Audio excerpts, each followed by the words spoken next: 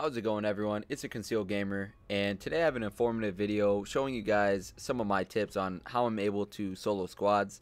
Now, this is for some advanced players that want to go out of their comfort zone, and instead of going into a solo match, they want to go and get more of a challenge from playing against more than one player. So that's kind of what I do. I go into squad servers by myself and just see how many people I get take down and if I could clutch out some games by myself. Now, in this video, I'm going to be talking over this 27 kill game that I was able to accomplish a few days ago. I'm going to be giving you guys some of my tips and breaking down step by step some of the things I do in Blackout to help me conquer multiple people and how to win more gunfights, basically. Alright, so let's just jump right into it. Now, if you plan on going into a duos or squads match by yourself to see if you could clutch a game, you're going to be at a disadvantage because you're outnumbered from other people that are in groups. Now, the first thing is you're going to need to get an advantage over those people, and I think the best way to get an advantage, or at least increase your chances against winning in a gunfight against multiple people, is by utilizing perks. So everyone knows that there are a ton of perks in Blackout, but the main ones I would tell you guys to focus on would definitely be Dead Silence, Mobility, Paranoia, Awareness, Outlander, Consumer, and Skulker. So starting with Dead Silence, Dead Silence is probably one of the best perks in Blackout without a doubt, because what Dead Silence does is it literally just gets rid of all of your movement sound in the game. Now, in a Battle Royale mode, not having any movement sound is kind of a really strong advantage to have over your opponent. So if you combine Dead Silence with, let's say, Mobility, you run really fast and you can mantle over objects faster and you don't take any fall damage. So if you combine Dead Silence and Mobility together, you have a very strong advantage over your opponents. So when I usually have Dead Silence on me, I tend to keep it towards the end game, because the fewer the people, the more important sound will become in winning the game. So I tend to keep it towards the end so I could just have that extra advantage and hopefully clutch out the win.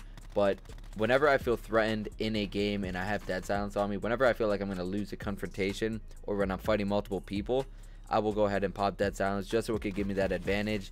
And most of the times I succeed when I have Dead Silence on, so it's usually a really big crutch when helping you fight against other opponents.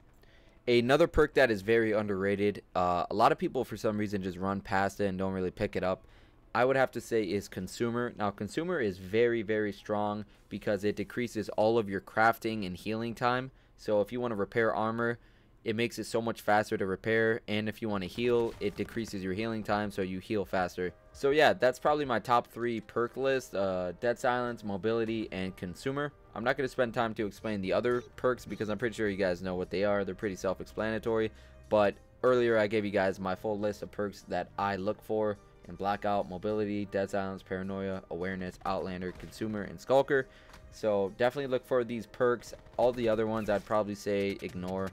But yeah, on to my next few tips. This one is a really big one.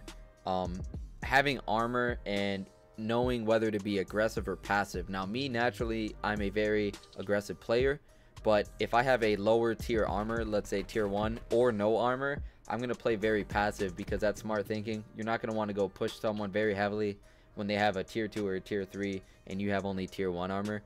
So let's say you find some good loot, you get a tier 2 armor. You have to know when to be aggressive and when to be passive. Now, if you see multiple opponents and you're by yourself, you got to know whether to aggressively push them or passively just stalk them around until you get a good advantage to take them out. So the strategy I use when fighting a team, I always want to get the element of surprise on a group and be able to sneak one person off of the team as fast as possible. And when you down someone, you want to thirst them really quickly. Thirst, if you guys don't know what that means, is once you down an opponent, you have to kill them thoroughly so they don't get revived, because the revive time in Blackout is very quick and you could get a down teammate up very fast. So that's basically why I get very aggressive when I down a player on a team, because I don't want them to get revived, and so I don't have to worry about another teammate when I'm fighting the squad. Now, another important tip is being able to read your opponents that you're going against.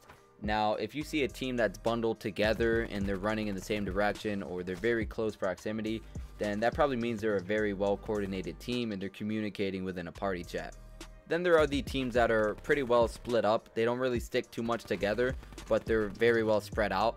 And these teams are very dangerous because if you're by yourself, you really don't want to be caught getting shot from different directions from the same team. So these are the two group categories that basically I process through my mind when I'm pushing a team, whether they're spread out or they're closely bundled together and coordinated.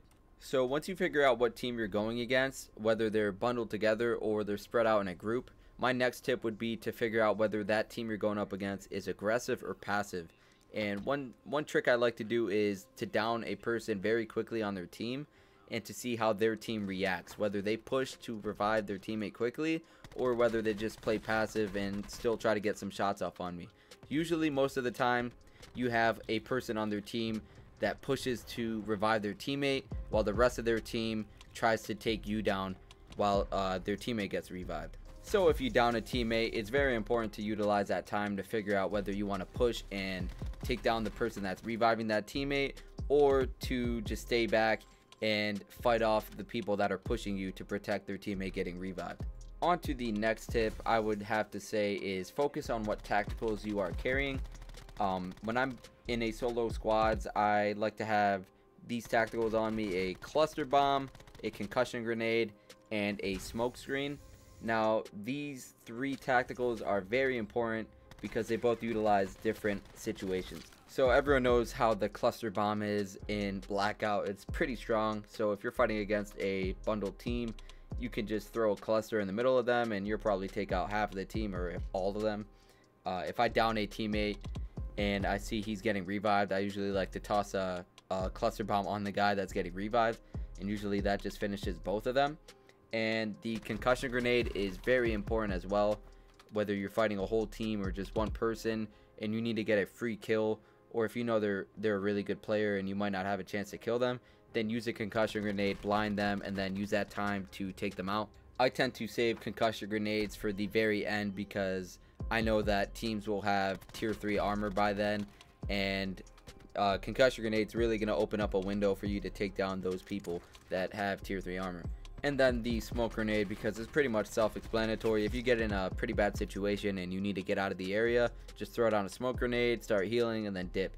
So my next tip is a combined one. It would be to position yourself and out-angle your opponent you're going against, as well as believe in your aim and be confident in your aim.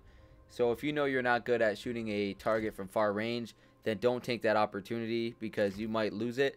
But if you know that you're really good up close and you can hit your shots in close quarters, then find a way to close the gap and get closer to your opponent to take them out.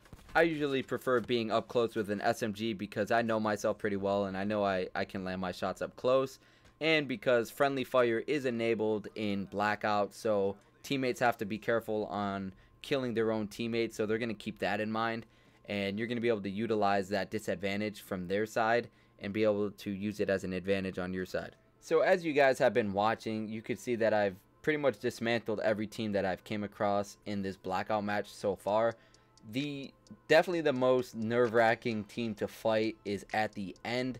This usually defines whether you're going to be able to clutch the game or whether you're going to die. You got to keep in mind, definitely at the end of the match, that the people you're going to be going up against are most likely going to have tier 3 armor, so they're going to be very hard to take down. So that's why I recommended using Dead Silence at the end of the match and saving your concussion grenades to take on your opponents. And I was very unfortunate at the end of this game right here because the last team was a 4-man squad and they were all against me by myself, and 3 out of the 4 people that were on that team had tier 3 armor, which is probably the worst case scenario. So there's not much to do but hope for the best at the end of the Blackout game, and to hope that you don't have a full 4-man squad that are just coordinated together, because that is the worst case scenario, and by the time you get to them, they're probably going to have tier 3 armor because it's that late in the game and people they've killed probably dropped tier 3, and it's just going to be a giant mess. So with that being said, I thought this was probably the best advice I can personally give to all of you guys to help you take on squads by yourselves, or just advice on to fight multiple people when you need to clutch a situation or something of that sort. If you did enjoy this video or found it helpful in any way, shape, or form, I would greatly appreciate a like on the video If you're new to the channel, make sure to subscribe and comment down below any questions or comments that you guys have for me, and I will try my best to answer them. But without further ado, I will catch you guys on the next one.